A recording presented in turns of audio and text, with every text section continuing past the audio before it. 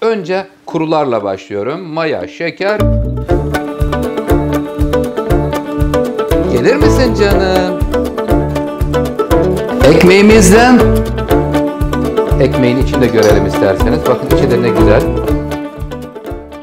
Rabbim ne güzel yaratmış. Şu güzelliğe bakın. Bu güzelliği özenle bakımını yapıp böyle büyütüp bana gönderen seyircim Mehmet Bey'e çok teşekkür ediyorum. Uzun bir süre sevgiyle bakımını üstlenmiş. Böyle camın kenarında aşama aşama büyüdü Oktay Usta. Ne zaman acaba Şef Oktay Usta'nın mutfağına ulaşacak çiçeğim diye merak ediyorum dedi. İşte her şeyin bir vakti ve zamanı var. Seyircilerimden Mehmet Bey'e çok teşekkür ediyorum.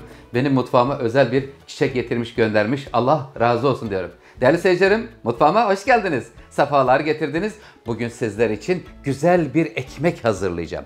Ekmeğimiz küçük küçük olup isterseniz yavrularınıza beslenmelerine de koyabileceğiniz bir ekmek olacak. Mutfağınızda güzel kokular ve lezzetler olacak inşallah elimizden geldiğince. Efendim, ekmek için gerekli olan malzemelerimiz nelermiş hemen saymak istiyorum. 200 mililitrelik bardak ile 4 su bardağı un, 1 paket instant maya, burada sevgili seyircilerim, bir çay bardağı yoğurt suyu. Ev yapımı yoğurdun suyu çok kıymetli sağlık açısından. Ekmekte değerlendiriyorum. 1 tatlı kaşığı tuz, 1 tatlı kaşığı toz şeker. İkisini birleştirdim. O yoğurdun sulu yerinden de çırptım. Ekmeklerin üzerine süreceğim.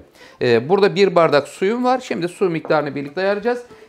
Ekmekler minik minik olup içlerine beyaz peynir, kaşar peyniri, ondan sonra yeşil biber, kırmızı biber, yeşillikler, domates, Allah ne verdiyse. Herkesin imkanına göre farklı farklı olabilir. İsterseniz çocuğunuz seviyorsa pastırma dilimi koyabilirsiniz. Biraz kavurma koyabilirsiniz. Ama önemli olan güzel, taze hazırlanmış ev yapımı ekmek ile. Bismillahirrahmanirrahim. Şimdi burada karıştırma kabının içerisinde 4 su bardağı un var. Gramaj olarak soran seyircilerim için de söyleyeyim. Burada yaklaşık olarak 500 gram un var. 1 paket instant maya aldım. İnstant maya yoksa sizlerden gelen sorular üzerinden yola çıkarak söylüyorum. Yarım paket yaş maya koyabilirsiniz.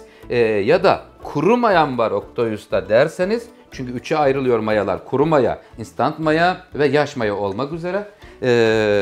Kuru maya kullanacaksanız bir çorba kaşığını biraz sulandırın, içine dökebilirsiniz. Önce kurularla başlıyorum. Maya, şeker, tuz güzelce karıştırılıyor. Karıştırıldıktan sonra hemen bir havuz açılıyor. Havuzun içerisine bakın ev yapımı yoğurt suyu. Görüyor musunuz? İnşallah sizlerle yoğurt tarifini de paylaşacağım. Sevgili seyirciler, yoğurt sağlığımız açısından çok çok önemli. Mutfaklarımızdan eksik etmeyelim yavrularımızın sağlıklı yetişmeleri için. Önemli olan çocuklarımıza güzel sağlıklı yiyecekler yedirebilelim. Onlar çünkü bizim geleceğimiz. Evet efendim, yoğurt suyu ılık, dışarıya çıkardım. Su ılıktan bir tık sıcak ama parmağım dayanabiliyor sıcaklığına. Önce bir yarısını döküyorum. Şurada bekliyor. Ondan sonra ihtiyaca binaen dökeceğim.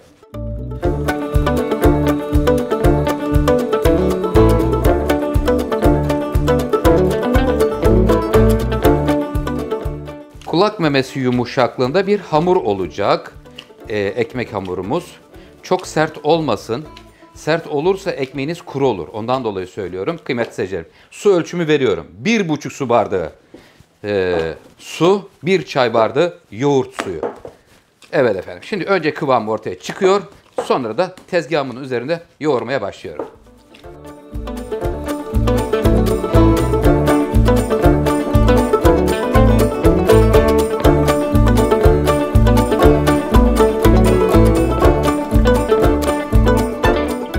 Hamurumuz kıvamı ortaya çıktıktan sonra tezgah üzerine aldım. 2-3 dakika taban kuvvetiyle yoğuruyoruz özleşmesi için. Ev yapımı bir ekmek olup şimdi hamuru yoğurduğumuz kabın içine biraz un serpiyoruz. Hamuru alıyoruz kabın içine. Biraz da üzerine un serptikten sonra ılık ortamda her mevsime göre değişir. Mesela yazın hızlı mayalanır. Kışın hava soğuk, biraz daha geç mayalanabilir. Ama yarım saat mutfak ortamında, sıcak ortamda mayalansın. Yarım saat süre geçti, mayalanmadıysa biraz daha bekletin. Buradaki amaç nedir? en iyi neticeye kavuşmaktır. Evet efendim, şimdi üzerine bir örtü örtüyorum, kapatıyorum. Güzelce ılık ortamda bekletiyorum mayalanması için. Mayalansın, ondan sonra da şekil verme bölümüne geçeceğim.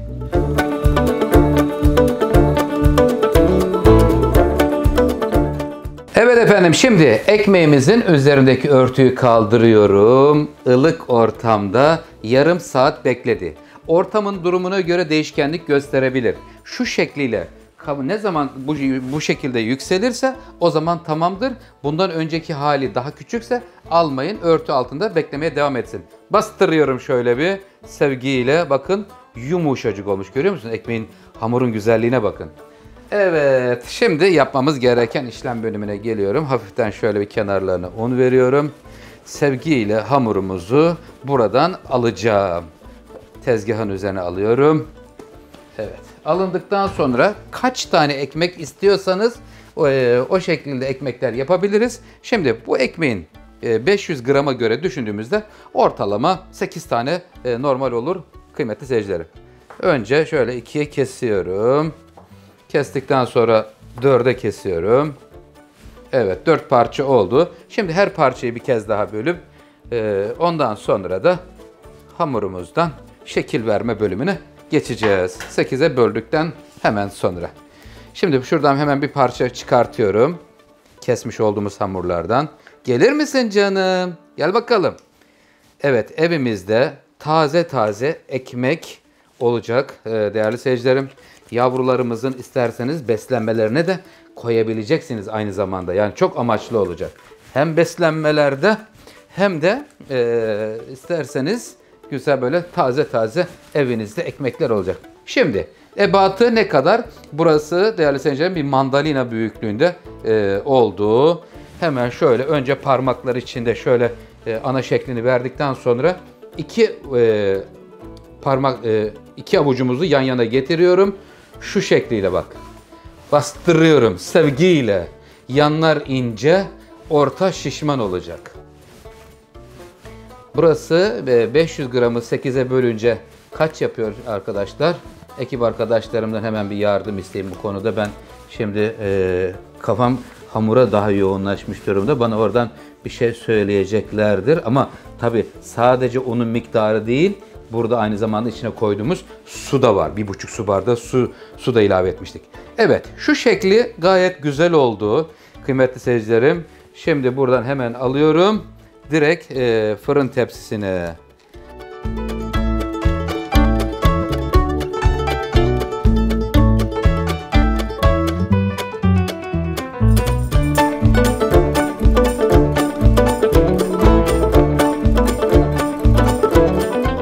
Ekmeğimizden toplamda 8 tane çıktı. Bakın şu an görüyoruz. 8 ekmeğimiz şekli verildikten sonra 2 kez mayalanıyor. Önce bir yarım saat ılık ortamda güzel yükseldi. Sizlerle görüntüsünü paylaştım. Şeklini verdikten sonra 8'e bölüp minik francalı normal klasik bizim fırından almış olduğumuz ekmek şeklini verdikten sonra tekrar bir örtü kapatıyorum.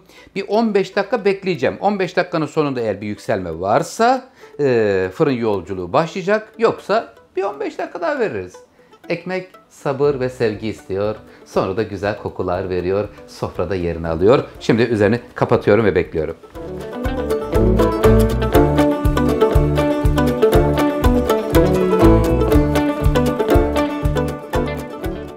Ekmeğimiz yeterince mayalandı. Şu anda baktığım zaman 25 dakika oldu. Yumuşacık, bakın görüyor musunuz? Puf puf olmuş.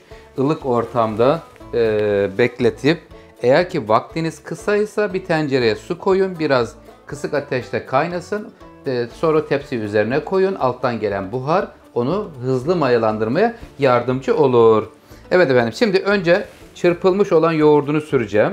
Sonra da bıçakla bir çizikler atacağım üzerine. Mümkün mertebe aralıkları biraz daha mesafeleri geniş olsun.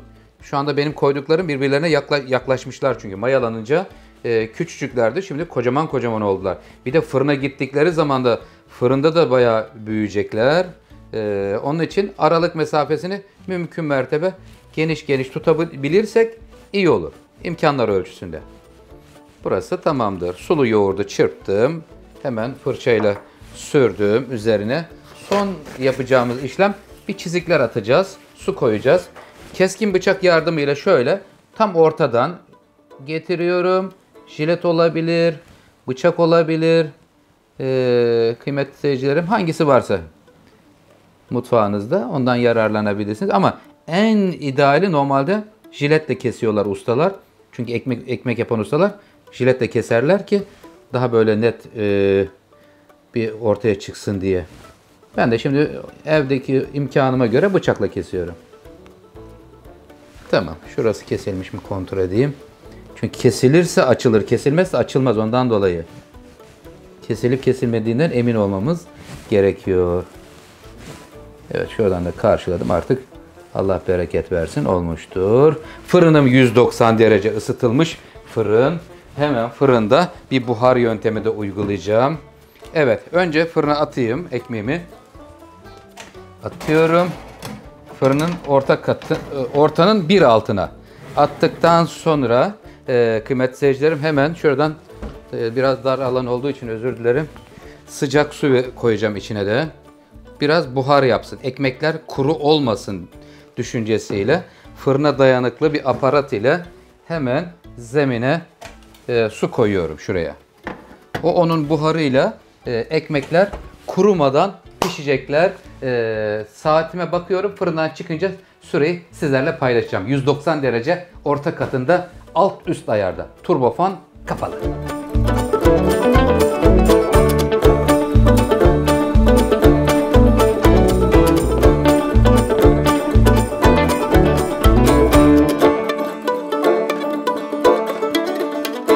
Ekmeklerimiz bir güzel pişmişler. Fırından çıkıyorlar şimdi. Gelin bakalım canları. Gelin. Biraz fazla pişirmişim size. Kusura bakmayın ama güzel oldu. Evet, ekmeklerimizi görelim. Bakayım. Bir tık hafiften bir sertlik var. Onun kolayı var. Hemen şöyle hafiften elinizi ıslatıyorsunuz. Şöyle bir su serpiyorsunuz ve anında hemen üzerine bir örtü kapatıyorsunuz. Örtüyü kapatın. 10 dakika böyle kapalı şekilde beklesin. Ekmekleriniz yumuşacık olacak. Ondan sonra arasına kesip peynirlerini, domatesini, biberini koyacağız.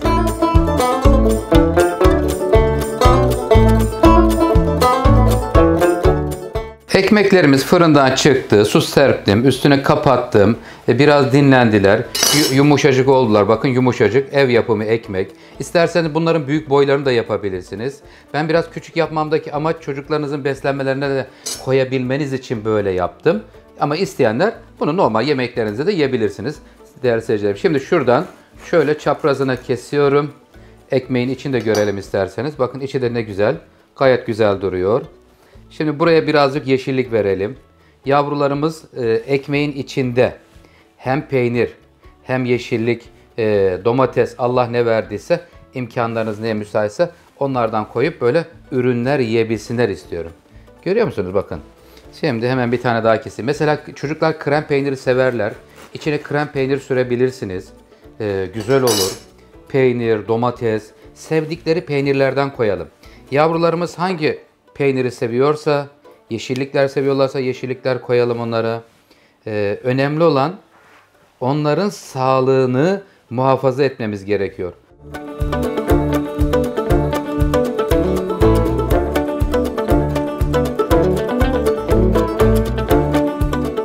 Şimdi ben bunların yapımına devam edeceğim. Hepsinin tamamladıktan sonra fotoğraflarını çekeceğim. Bugün sizler için bir ekmek tarifi paylaştım. Ekmeği sade olarak yaptım. Hiçbir zorluğu yok. Un, tuz, su, maya, varsa yoğurt suyu koyun güzelce, hemen yoğurun, şekillendirin, mayalansın. Ondan sonra pişirin. Sıcacık ve tazecik ekmekleriniz olsun istiyorum. Efendim, kanalıma abone olup destek olan dostlarıma çok teşekkür ediyorum. Sizleri çok seviyorum. Kucak dolusu selamlar, sevgiler gönderiyorum. Kendinize iyi bakın, hoşça kalın, sağlıklı kalın. Allah'a emanet olun.